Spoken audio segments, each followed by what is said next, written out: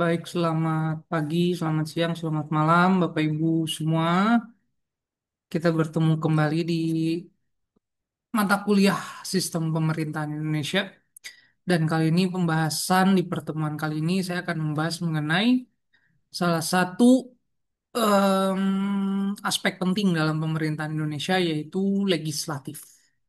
Dengan background pantai yang segar, saya harap teman-teman bisa sedikit merasakan indahnya pemandangan di belakang walaupun cuma virtual saja, tapi setidaknya biar tidak bosan-bosan amat lah.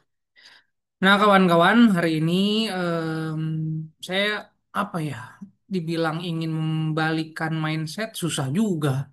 Cuman minimal sebelum Anda memaki tentang anggota DPR, sebelum Anda memaki tentang legislatif yang gak becus, gak guna, dan lain sebagainya di realita pemerintahan Indonesia sekarang, nah saya harap teman-teman punya pemahaman mendasar dulu terkait lembaga legislatif di Indonesia.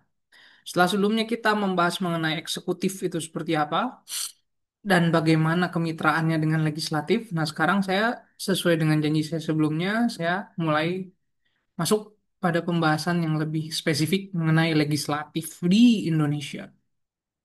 Nah, kawan-kawan, berbicara legislatif di Indonesia itu sebenarnya sederhana saja.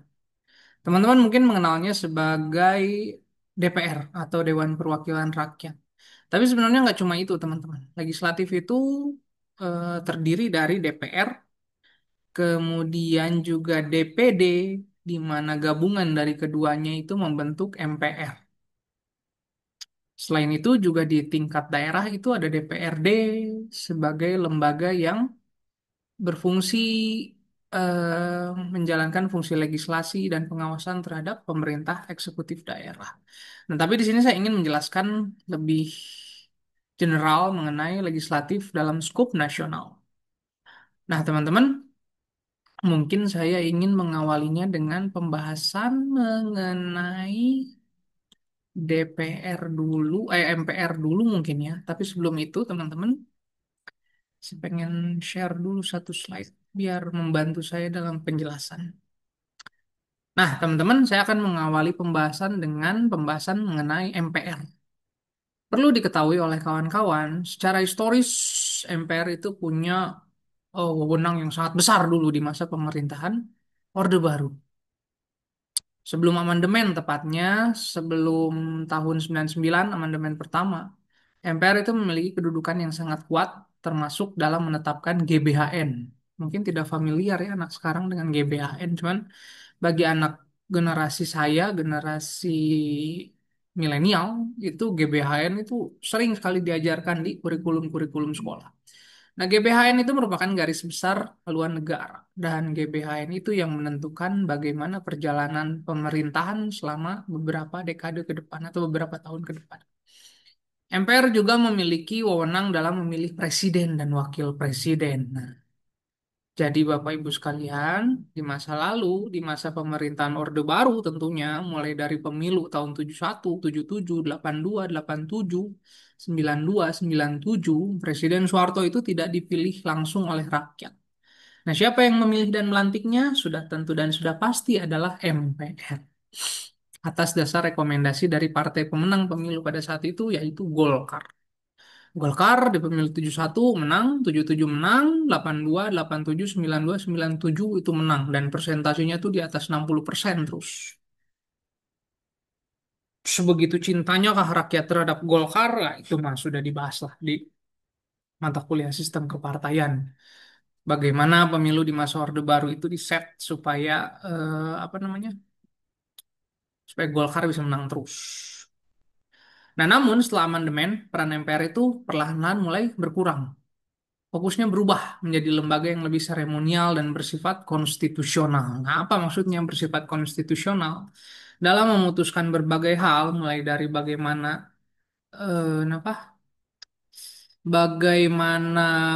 memberhentikan presiden di tengah jalan, MPR itu yang berwenang. Di mana MPR itu harus 2/3 kursi setuju, 2/3 anggota MPR setuju untuk pemberhentian, pemakzulan, dan lain sebagainya. Nah, pasca amandemen, wewenang MPR itu mulai terkikis. Pasca amandemen, wewenang MPR yang pertama itu adalah mengubah dan menetapkan Undang-Undang Dasar. Atau MPR berwenang mengubah dan menetapkan undang-undang mengacu pada pasal 3 ayat 1 Undang-Undang 45. Nah, ini merupakan salah satu wewenang utama yang tersisa pada MPR setelah amandemen, di mana perubahan Undang-Undang Dasar dapat dilakukan melalui sidang MPR. Itu pun bukan merubah total, tapi amandemen. Kalau merubah total undang-undang berarti di reset kita semua ini pemerintahan. Seperti yang saya sampaikan tadi, sidang MPR juga harus dihadiri minimal 2/3 dari jumlah anggota MPR dan disetujui oleh lebih dari setengah anggota yang hadir. Jadi MPR itu terdiri dari DPR dan DPD. Nah, MPR juga masih memiliki wewenang untuk melantik presiden dan wakil presiden. Jadi dulu itu memilih, sekarang itu cuma melantik. MPR berwenang melantik presiden dan wakil presiden mengacu pada pasal 3 ayat 2 Undang-Undang Dasar 1945. Sebenarnya MPR itu bisa memberhentikan presiden dan wakil presiden dalam masa jabatan menurut Undang-Undang Dasar. MPR itu bisa loh memberhentikan presiden dan wapres kalau terbukti melanggar hukum atau tidak mampu menjalankan tugas. Ya, itu sudah diatur dalam pasal 3 ayat 3 dan pasal 7B Undang-Undang Dasar 1945. Artinya, jadi kita tuh nggak bisa sembarangan dalam memberhentikan presiden atau wakil presiden. Yang berwenang memberhentikan presiden atau wakil presiden itu merupakan MPR, di mana semuanya harus dihadiri oleh minimal 2/3 dari jumlah anggota MPR tadi. Dan alasannya pun harus jelas, yaitu melanggar hukum, baik itu korupsi, baik itu membunuh, baik itu apapun yang bertentangan dengan hukum pidana maupun perdata, serta tidak mampu menjalankan tugas mengacu pada pasal 3 ayat 3. Tidak mampu menjalankan tugas ini maknanya bisa sakit, maknanya bisa meninggal dunia, ataupun hal apapun yang membuat seorang presiden itu tidak mampu menjalankan tugas.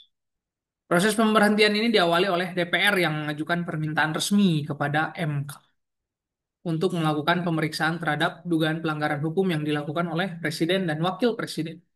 Kalau terbukti, nah MPR baru bisa mengadakan sidang untuk memutuskan pemberhentian. Ya, jadi prosedurnya itu seperti itu. Presiden terbukti, Presiden melakukan tindak pidana atau tidak mampu menjalankan tugas, DPR yang pertama kali mengajukan permintaan resmi kepada MK untuk melakukan pemeriksaan terhadap dugaan pelanggaran hukum. Baru setelah terbukti, MPR mengadakan sidang untuk memutuskan pemberhentian. Jadi nggak bisa sembarangan kita kalau mau menurunkan Jokowi dulu atau mau menurunkan Prabowo. Demo aja kayak tahun 98 ntar juga turun. Nggak bisa kayak gitu. Sekarang konstitusinya itu sudah ketat. Artinya kita harus menunggu dulu. Kalau amit-amit presiden kita tidak bisa menjalankan tugas, atau presiden dan wapres kita itu melakukan tindakan pidana, baru kita bisa menurunkan presiden. Itu pun prosedurnya panjang. Salah satu kasus hukumnya apa ya? Ya itu tadi, seperti genosida atau kemudian korupsi dan lain sebagainya. Nah, kita masuk pada pembahasan mengenai DPR RI. DPR sendiri memiliki beberapa jabatan struktural di dalamnya. Jadi, teman-teman mungkin taunya DPR, DPR saja. Ternyata di dalam tubuh dari DPR itu sendiri terdapat beberapa jabatan struktural. Dan setiap jabatan itu punya fungsi dan tanggung jawab tersendiri. Nah, beberapa jabatan struktural itu yang pertama akan kita bahas adalah Ketua DPR. Ketua DPR itu sudah mutlak merupakan pemimpin tertinggi dalam lembaga DPR. Tugasnya apa? Tugasnya yang memimpin sidang, menjaga ketertiban, dan memastikan pelaksanaan tugas DPR berjalan sesuai aturan. Kalau di periode sekarang dan periode sebelumnya itu Mbak Puan Maharani, anak Megawati, itu adalah Ketua DPR. Dia dibantu oleh Wakil Ketua DPR, Sufmi Dasko, dalam menjalankan tugas, mulai dari memimpin sidang, menjaga ketertiban, dan memastikan pelaksanaan tugas.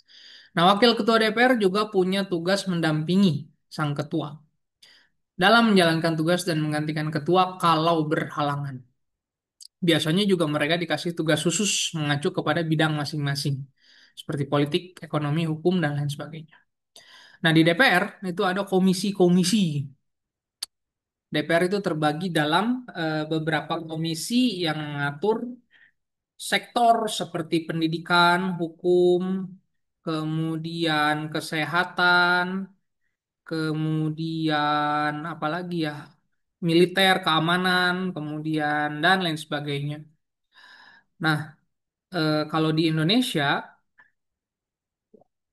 eh, kalau di Indonesia itu sejauh ini yang kita ketahui DPR itu punya 11 komisi tetap. Komisi satu itu bidang pertahanan biasanya, bidang pertahanan, kemudian juga bidang luar negeri, kemudian komunikasi dan informatika, serta intelijen. Nah, Komisi satu juga bermitra dengan kementerian, teman-teman. Seperti yang saya sampaikan ketika pembahasan mengenai eksekutif tadi, bahwa DPR itu bermitra dengan eksekutif. Seperti di Komisi satu dia punya kemitraan dengan Kementerian Pertahanan, Kementerian Luar Negeri, kemudian juga Kemkominfo, kemudian juga BIN, TNI, Lembaga Penyiaran, dan lain sebagainya. Nah, itu merupakan jajaran dari eksekutif yang menjadi kemitraan Komisi satu. Kemudian di Komisi 2 itu biasanya bermitra dengan Kemendagri karena Komisi 2 itu tentang bidang pemerintahan dalam negeri, aparatur negara, reformasi birokrasi. Nah, itu Komisi 2. Mitranya siapa aja? Ada Kementerian Dalam Negeri, Kemenpan RB, kemudian ada BKN. BKN itu Badan Kepegawaian Negara, kemudian ada Bawaslu, ada KPU, Ombudsman, dan lain sebagainya. Nah, itu merupakan mitra dari Komisi 2. Komisi 3 sendiri ada Komisi 3 itu membidangi bidang hukum, HAM, dan keamanan. Jadi sudah jelas mitranya itu pasti Kementerian Hukum dan HAM. Polri itu mitranya dengan Komisi 3. Kejaksaan Agung, KPK, MA, MK, Komnas HAM itu kemitraannya dengan Komisi 3.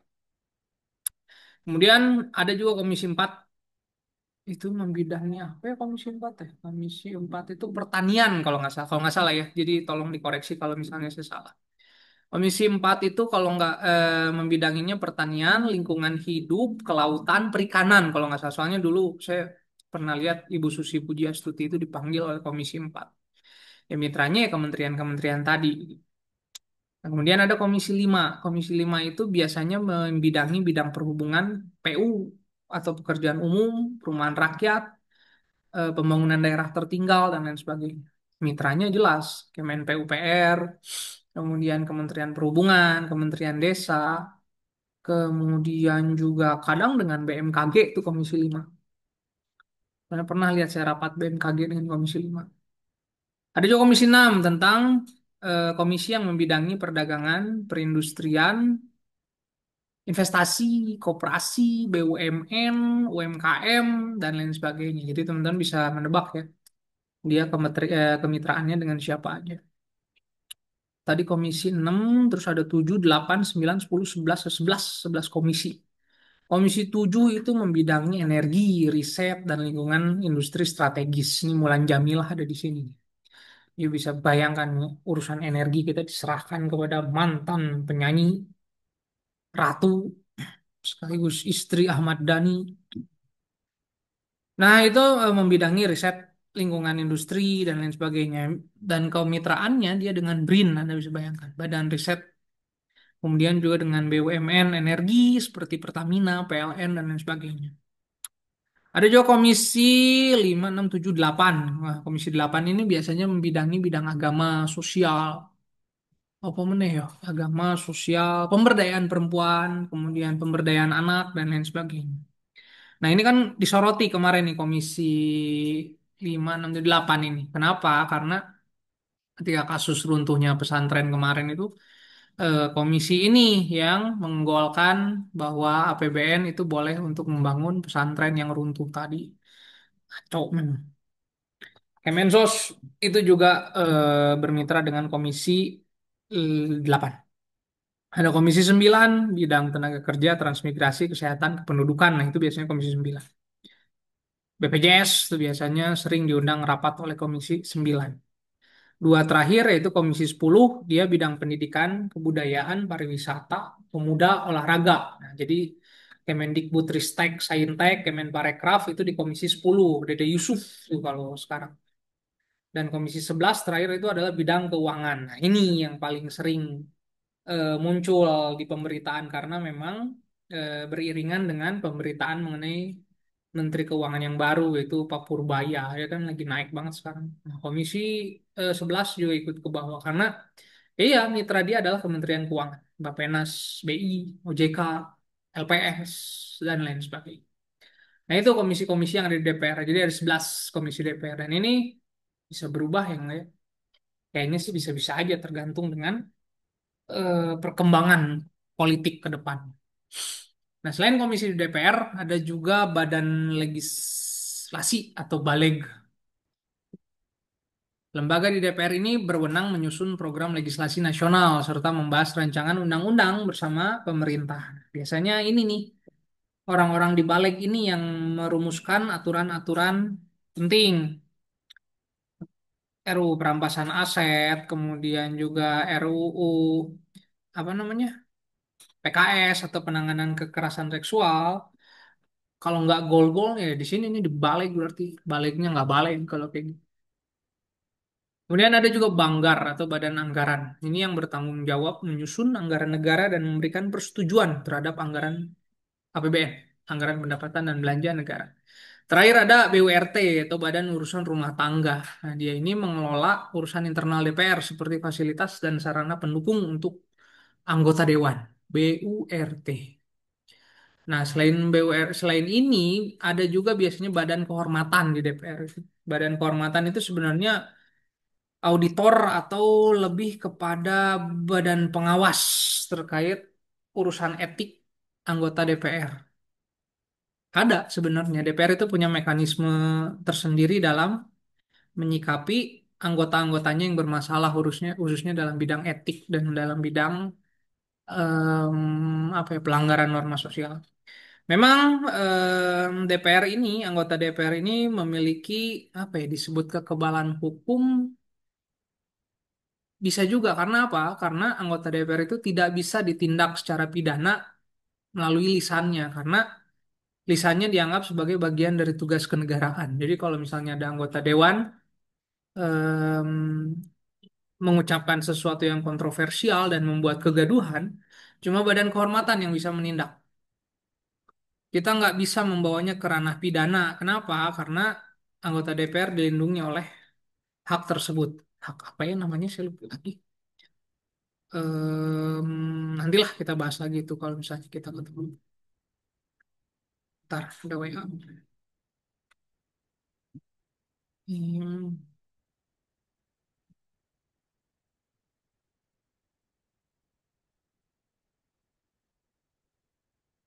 ya.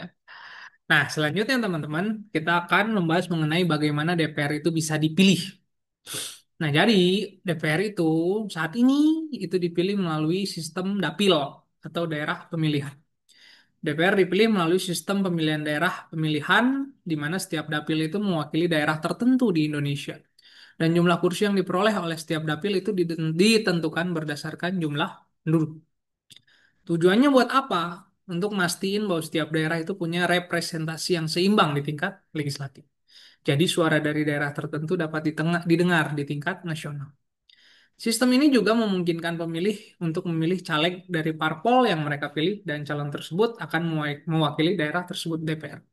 Jadi DPR punya kekuatan untuk mengatur dan mewakili kepentingan masyarakat di daerah pemilihannya. Itulah makanya kemudian kadang DPR itu tumpang tindih dengan DPD atau dengan DPRD karena dia segala ting dicagap, semua ting dipegang. Nah, DPR punya wewenang apa? Ada beberapa wewenang DPR yang bisa saya sampaikan ke teman-teman. Yang pertama jelas merupakan fungsi legislasi. Fungsi legislasi itu berbicara mengenai kewenangan DPR dalam membuat undang-undang bersama pemerintah. Jadi perlu digarisbawahi oleh teman-teman. Deh, ribet. Perlu digarisbawahi oleh teman-teman bahwa yang bikin undang-undang itu nggak cuma presiden, nggak cuma pemerintah eksekutif, tapi juga DPR bisa. Dan dia bisa bersama-sama dalam membuat undang-undang. Proses ini diatur dalam pasal 20 UUD 45. yang menyatakan bahwa DPR memegang kekuasaan membentuk undang-undang dan setiap RUU atau rancangan undang-undang dibahas oleh DPR bersama dengan Presiden. Selanjutnya, DPR juga punya fungsi anggaran, di mana DPR memiliki wewenang untuk memberikan persetujuan terhadap APBN. Dan ini diatur dalam pasal 23 Undang-Undang tahun 45 yang menyatakan bahwa APBN diajukan oleh Presiden untuk dibahas bersama DPR dan harus mendapatkan persetujuan DPR. Kalau DPR nggak setuju gimana? Ya kalau DPR nggak setuju, pemerintah akan menggunakan eh, draft APBN yang tahun sebelumnya. Tapi itu akan menjadi presiden yang buruk. Itu akan menjadi citra atau gambaran bahwa eksekutif dan legislatif itu berjarak. Dan ini akan menghadirkan anggapan atau apa sih namanya tuh? Klaim bahwa pemerintah itu tidak stabil. Nah, itu yang gawat. DPR juga sebenarnya punya fungsi pengawasan, khususnya terhadap pelaksanaan undang-undang dan kebijakan pemerintah. Ini mencakup pengawasan terhadap berbagai program dan kebijakan yang dijalankan pemerintah, termasuk pengelolaan keuangan negara. Pengawasan ini dapat diwujudkan melalui hak khusus seperti hak interpelasi, hak angket, dan hak menyatakan pendapat. Nah, ini nanti akan saya jelaskan setelah penjelasan hal ini. Nah, artinya itu teman-teman Anda kalau misalnya mau mengkritik DPR, misalnya dalam case MBG, Anda punya hak penuh untuk mengkritisi DPR. Karena apa? Karena DPR harusnya punya tugas itu. Dia harusnya bisa mengawasi bagaimana uang negara atau APBN itu dialih fungsikan dalam program MBG, di mana MBG itu kan per harinya 1 triliun. Dan anggaran per tahunnya itu bahkan sampai 331 triliun kalau tidak salah. Nah, ini DPR harusnya kan marah. Karena ini menyangkut pengelolaan keuangan negara. Tapi itulah perbedaan antara Dasein dan Dasolen. Idealnya Daseinnya seperti itu. Dasolennya atau realitanya ya DPR-nya pada koalisi mendukung pemerintah Prabowo. Tidak ada oposisi menjadikan oke-oke aja. Program jelek juga maju aja. Kemudian ada juga hak budget. Hak budgeting ini menyatakan bahwa APBN harus disusun dan dibahas oleh Presiden sama DPR. Sehingga DPR itu punya wewenang menyetujui atau menolak anggaran. Nah, kemudian juga DPR punya wewenang untuk mengawasi kebijakan pemerintah. Dia punya hak untuk meminta pertanggungjawaban dan keterangan dari pemerintah terkait kebijakan yang dilaksanakan baik dalam aspek hukum, sosial, politik, ekonomi, termasuk juga anggaran itu sendiri. Nah ini seperti yang saya janjikan mengenai hak khusus DPR. Hak khusus DPR itu ada tiga sih yang paling umum. Yang pertama itu adalah hak interpelasi atau hak untuk meminta keterangan kepada pemerintah mengenai kebijakan yang penting dan strategis serta berdampak luas pada kehidupan masyarakat. Nah, jadi sebenarnya DPR tuh punya hak interpelasi ini. Soalnya pemerintah lagi-lagi bikin MBG, MBG-nya jelek, banyak yang keracunan, duitnya boros. Nah, sebenarnya DPR itu punya hak untuk hak interpelasi untuk meminta keterangan. Ini arahnya mau kemana nih MBG nih? Kalau bisa di stop, di stop lah. Nah, kalau DPR kerjanya benar. Kemudian juga ada hak angket atau hak untuk melakukan penyelidikan terhadap pelaksanaan suatu kebijakan oleh pemerintah yang dianggap penting atau bermasalah. Terakhir adalah hak menyatakan pendapat. Nah, ini nih hak yang saya maksud. Hak untuk menyatakan pendapat terkait kebijakan atau peristiwa yang dianggap penting dan menyangkut kepentingan umum. Ini hak menyatakan pendapat DPR yang dilindungi oleh undang-undang sehingga sulit untuk digugat dalam hukum pidana. Nah, seperti yang saya sampaikan tadi terkait fungsi legislasi DPR itu diatur dalam pasal 20 Undang-Undang Dasar 45 ayat 1 sampai ayat 5. Nah, yang tadi saya sampaikan itu berdasarkan pada ayat 3 bahwa jika rancangan undang-undang nggak dapat persetujuan bersama, RUU tersebut tidak boleh diajukan lagi dalam persidangan masa itu. Ayat 5, coba teman-teman juga lihat, jika Presiden tidak mengesahkan RUU dalam 30 hari setelah disetujui bersama, rancangan undang-undang tersebut sah menjadi undang-undang dan harus diundangkan. Maksudnya apa? Misalnya DPR mengusulkan tentang RUU PKS atau penanganan kekerasan seksual. Presiden nggak nanda tangan ini, nggak mengesahkan nih. Kalau 30 hari presiden nggak ngapa-ngapain, sudah otomatis RUU tersebut sah menjadi undang-undang dan harus diundangkan. Jadi presiden diem ataupun presiden langsung sahkan, ya ujung-ujungnya ya sah-sah juga. Enak sekali memang. Dan harusnya dengan wewenang sebesar itu DPR harusnya bisa membuat produk kebijakan yang bagus. Ya toh? Nah, terkait fungsi legislasi, fungsi anggaran, fungsi pengawasan itu juga diatur di pasal 20 ayat 1. Kemudian hak interpelasi, hak angket, hak menyatakan pendapat itu di ayat 2.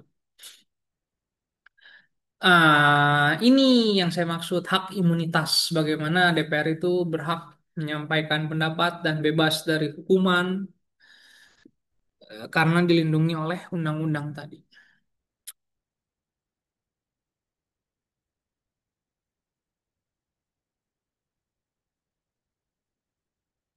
Kenapa DPR berhak mengajukan RUU? Soalnya diatur di pasal 21 ayat 1.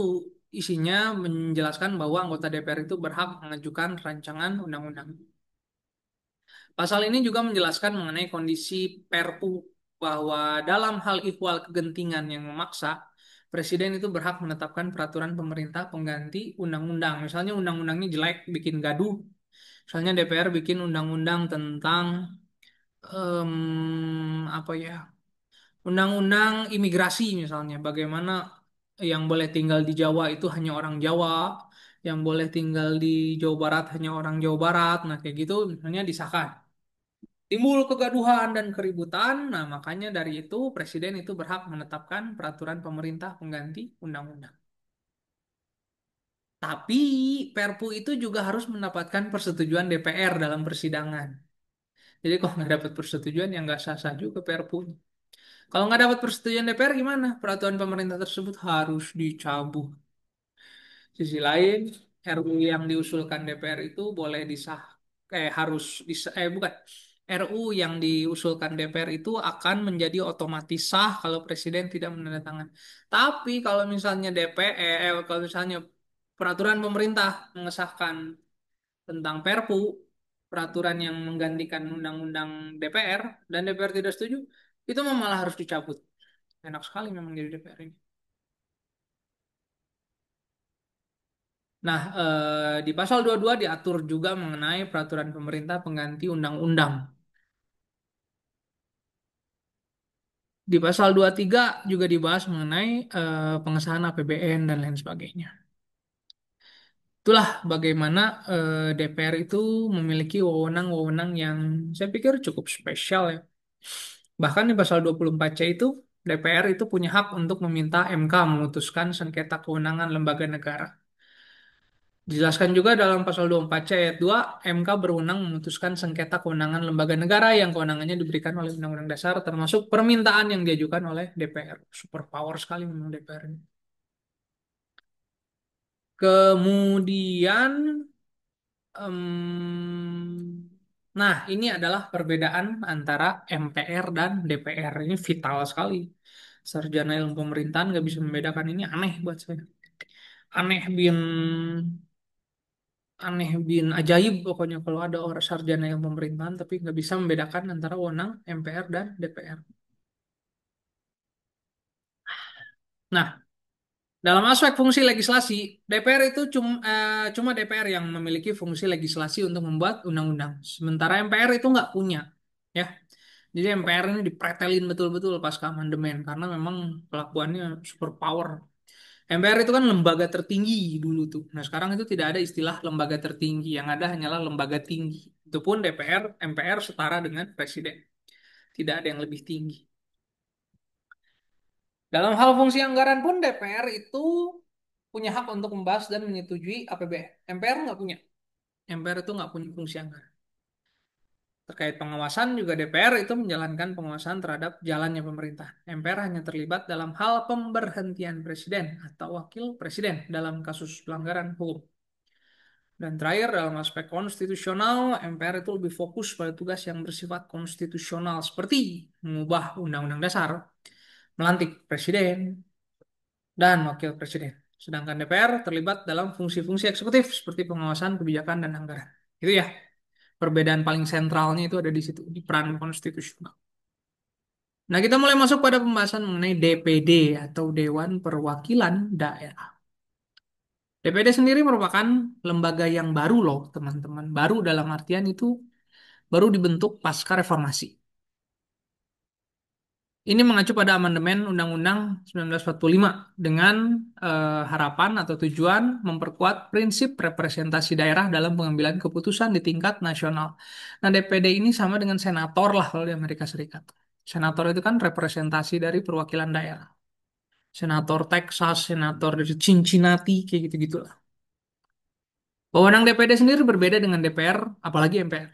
Namun DPD memiliki peran penting dalam memperjuangkan kepentingan daerah, katanya. Meski peran DPD belum seluas DPR, tapi keberadaannya memberikan kesempatan bagi daerah untuk terlibat dalam pembentukan kebijakan nasional. Cuman bingung DPD teh. Kenapa bingung? Soalnya terbentur sana sini. Mau meraup aspirasi daerah, anggota DPR juga reses. Gitu. Kemudian mau meraup aspirasi di wilayah yang lebih luar, terkecil di daerahnya masing-masing, kan ada mekanisme DPRD. Bingung juga makanya DPD ini tumpang tindih. Tapi yang menarik adalah DPD itu teman-teman, kalau Anda mencalonkan DPD, Anda tidak perlu menjadi anggota partai politik. Bahkan tidak boleh menjadi anggota partai politik. DPD itu murni independen dan maju bukan berdasarkan dapil, tapi berdasarkan, sorry, dapilnya itu bukan berdasarkan kewilayahan. Kayak misalnya kalau DPR kan dapilnya dapil satu, Kota Bandung dan Kabupaten, sorry, Kota Bandung dan Kota Cimahi, dapil 2 Kabupaten Bandung dan KBW. Nah, kalau DPD ini provinsi, dapil Jabar, dapil Jateng, dapil Bali, dapil Papua dan sebagainya.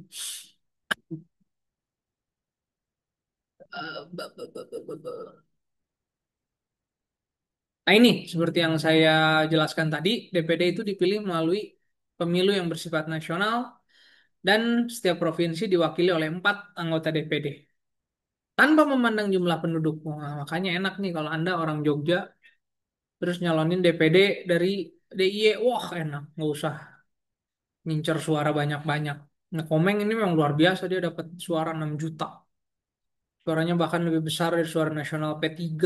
Aduh, P3 cuma 4 juta, Komeng bisa 6 juta. Dengan kata lain, setiap provinsi memiliki jumlah perwakilan yang sama, tidak tergantung pada jumlah penduduk. Alasan di balik sistem ini adalah untuk memberikan suara yang setara bagi setiap provinsi, sehingga tidak ada provinsi yang dominan atau terlalu terpinggirkan. Ini juga memastikan bahwa kepentingan daerah itu tetap terwakili di tingkat pusat. Harapannya begitu. Dan memang banyak dikritisi si wewenang DPD ini, si apa eksistensi DPD ini. Nah, wewenangnya apa aja sih? DPD itu dapat mengajukan RUU yang berkaitan dengan otonomi daerah, hubungan pusat dan daerah, pembentukan, pemekaran, dan penggabungan daerah. Termasuk juga pengelolaan sumber daya alam dan sumber daya ekonomi lainnya yang terkait dengan daerah. Nah, itu dia teman-teman wewenang dari DPD. Tapi meskipun DPD dapat mengajukan RUU, RUU tersebut ya tetap harus dibahas bareng dengan DPR dan Presiden untuk disahkan. Ya, kalau DPR dia bisa mengajukan RUU tentang apa saja, tapi kalau DPD hanya dibatasi pada otonomi daerah, hubungan pusat dan daerah, pembentukan, pemekaran, penggabungan daerah dan lain sebagainya. DPD juga punya wewenang memberikan pertimbangan terhadap RUU anggaran dan lain. DPD itu punya wewenang loh untuk memberikan pertimbangan. Jadi tapi cuma memberikan pertimbangan doang mengenai APBN, pajak, pendidikan, agama dan sebagainya. Dan sifat wewenang ini hanya memberikan pendapat atau pertimbangan saja, tapi keputusan akhir tetap di tangan DPR. Kesian kan? Anak tiri betul-betul DPD ini. Ada tapi tiada, tiada tapi ada. Nah, DPD juga punya wewenang untuk pengawasan khususnya terkait undang-undang tadi, otonomi daerah, hubungan pusat daerah, pembentukan pemekaran dan sebagainya. Tapi hasil pengawasan DPD juga enggak bersifat mengikat, tapi cuma memberikan masukan atau laporan kepada DPR sebagai bahan pertimbangan. Sedih ya, sedih kalau misalnya Anda punya niat kerja bener. Tapi kalau Anda mau enak-enakan masuk Senayan, gabut, udah masuk DPD sana. Nggak usah ikut partai. Tapi kalau itu Anda bisa mengalahkan Komeng. Kalau tidak bisa mengalahkan Komeng, jangan harap. Nah, DPD juga bisa memberikan masukan atau pertimbangan kepada lembaga negara lain terkait isu-isu yang berkaitan dengan kepentingan daerah. Misalnya seperti separatisme dan lain sebagainya. Nah, perannya apa sih DPD itu? Nah, bisa teman-teman lihat. DPD itu cuma dapat mengajukan RUU terkait kepentingan daerah, tapi tidak memiliki hak untuk memutuskan atau mengesahkan undang-undang. Dan kedudukan dia juga sebagai mitra DPR dalam memberikan pertimbangan dan masukan terkait undang-undang. Keputusan akhir di mana? Ya DPR dong sama presiden. Ya, jadi itu tadi gambaran bagaimana lembaga legislatif yang ada di Indonesia. Sebenarnya banyak lagi yang seharusnya bisa dibahas terkait lembaga legislatif ini, khususnya terkait bagaimana lobby-lobby politik di dalamnya, kemudian bagaimana Anda-Anda semua mengusulkan aspirasi dan lain sebagainya. Cuman saya sih berharap teman-teman bisa mempelajarinya lebih dalam ketika teman-teman melakukan praktikum, khususnya ketika mempelajari legislatif. Nah, lagian juga di FISIP kan ada mata kuliah khusus proses legislatif di Indonesia. Nah, harusnya itu Anda sudah detail sih. Ini saya cuma kasih pengantar aja, kulitnya aja, sehingga saya harap teman-teman bisa setidaknya paham dasar dari legislatif. Bagaimana check and balances berjalan, bagaimana kemudian hubungannya dengan pemerintah dan lain sebagainya. Dan saya harap dari pertemuan ini teman-teman bisa menganalisis, oh bahwa ternyata kenapa DPR kita begini teh begitu, oh kenapa DPR kita ini, padahal DPR kita ini bisa loh kayak gini, tapi kenapa nggak begitu ya? Nah silakan teman-teman analisis kenapa DPR kita itu selalu berada dalam citra yang buruk di mata masyarakat. Ya dong, siapa yang mau mendebat untuk urusan itu? Hampir semua lah berpikir bahwa DPR sekarang tuh inilah itulah. Hanya Gus Dur dan Soekarno yang berani membekukan DPR. Soekarno dulu pernah, bukan membekukan lagi, Soekarno membubarkan DPR dan menggantinya dengan DPR GR. Gus Dur itu membekukan DPR. Cuman konsekuensinya apa? Ya, dia ditumbangkan. Pun halnya Soekarno walaupun tidak langsung. Nah, mungkin itu yang bisa saya sampaikan teman-teman. Cuman yang terpenting adalah kita nggak mungkin hidup atau menjalankan demokrasi tanpa DPR itu nggak mungkin buat saya. Kalau Anda ingin membubarkan DPR, boleh nggak ya? Silakan Anda punya hak untuk bersuara seperti itu. Tapi Anda punya opsi lain nggak kalau misalnya DPR diganti? Karena biasanya umumnya kalau nggak ada DPR itu sistem komunis kalau nggak salah. Bagaimana kameran atau ketua partai itu menjabat sebagai eksekutif, legislatif, sekaligus yudikatif. Kalau Anda mau kayak gitu, ya enggak, silakan. Wah itu bos Xi Jinping sukses di Cina. Ya silakan. Bisa nggak teman-teman menemukan figur Xi Jinping di Indonesia? Apakah Anda percaya kepada Prabowo atau Anda percaya kepada Gibran? Ya silakan aja. Anda yang berhak bersuara untuk itu dan saya harap Anda punya analisa yang tajam untuk menyelesaikan permasalahan pemerintahan di Indonesia. Ya mungkin itu yang bisa saya sampaikan dari Hawaii. Semoga teman-teman bisa seperti saya main di pantai yang bagus dan jauh dan mahal. Dan semoga teman-teman sehat selalu. Dan semoga yang nonton sampai habis ini benar-benar nonton sampai habis. Dan waktu yang tersita itu menjadi amal ibadah yang tak ternilai dan bisa bermanfaat untuk Anda ke depannya. Dan bisa menegaskan bahwa Anda merupakan sarjana ilmu pemerintahan yang mantul. Demikian teman-teman, terima kasih. Assalamualaikum warahmatullahi wabarakatuh.